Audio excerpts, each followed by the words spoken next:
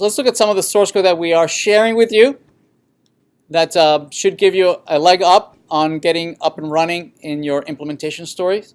Again, you're welcome to use any, all, or nothing in this source code to get you started. All right, so for instance, let's take a look at services and categories, for instance. So here's a service class, and the service class has, let's see, can I spell raw? The service class has, there it is, right? So this is something that you worked on in a previous assignment. You have the entity that maps to the services class, and what we've added here is a many-to-many annotation saying that, let's see, there it is. You have, notice that there is a list users provider. See that? Meaning that the service, you can ask the service, a particular service, like a photographer, photography would be the service. You can ask it, who provides this service? Which makes sense, right? Because you have a one-to-many relationship between users and services. Yes? Actually a many-to-many. Yeah, this has a many-to-many. Many-to-many, there it is. That says that there are many providers that provide this. Yes? Right? Also, there is a many-to-many with the categories, with the service categories. You see that? Meaning that this particular service is associated with many service categories, and it's also associated with many providers, which are users. Make sense? Right? And and you can also configure how do you want to maintain that many-to-many. Typically, the many-to-many would be done through a mapping table, just like this. See that? And here you can specify the name of that mapping table. Right, the mapping table would be the join table, the table that joins both of them. You can say, I want it to be called providers_services. Right? And also, you can say, what do you want my foreign keys to be called that refer to each one? Yes? So I'm saying that the foreign key that refers to the service, I want to call it service ID. And the foreign key that refers to the provider will be called user ID. Make sense? Right? Everything else stays the same, right? So it also it's also useful to take a look at the user from the user's point of view. From the user's point of view, also there are many services that are provided. Notice right here. See that? We have the services also in a many-to-many relationship. See that? So basically on the services you have a many-to-many, and on the user you also have a many-to-many. Right? Saying that we are looking at each other. From a users I can see all the services, and from the services I can see all the users, which are not necessarily have to be the same, obviously, right? Right? One user might be providing many services. And if I look at from the provider, I see that user, but then I can see many other users who provide the same service. Make sense? Okay. So in both cases, from both angles, it's a list. Now the join table. Notice that I declared the join table. I defined it in the services class. See that?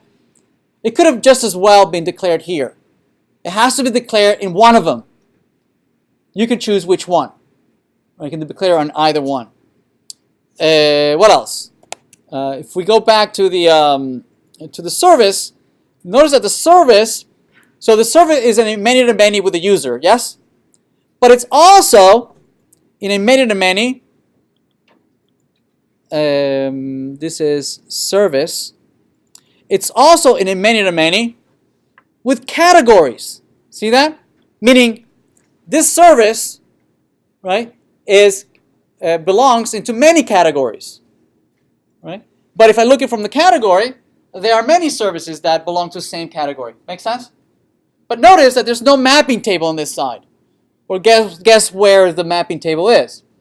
It's in the other many-to-many, right? So let's look at that. If we look at the category,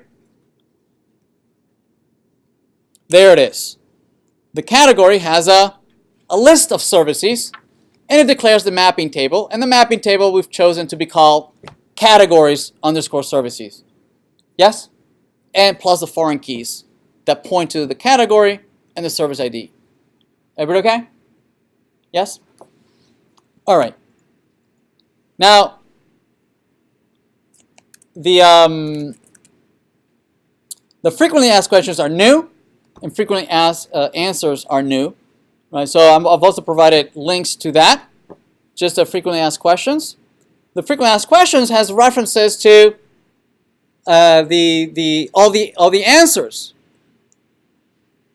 Like for instance, this is a frequently asked question, has references to all the answers, meaning this question was answered by many users. There's lots of answers to this question. Each user has a different answer. Right? So I can see all the answers, and I can look at each user what they answered this question. Right? Or I can look at the from the other point of view of the answer. I can look at the from a particular answer. I can see this is the answer to a particular question. I can see this particular answer was to answer a particular question. Right? I've also created some RESTful services. I'm not sure if I have it running. Let me see if I still have it running.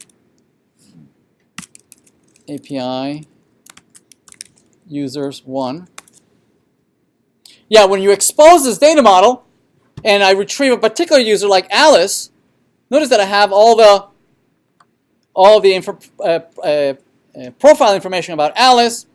Plus, I have all the answers that Alice made, right? And also the question that they answered. Right? They answered 9 to the question, how many employees do they have? Right? And this is an array, so I can have multiple answers for Alice.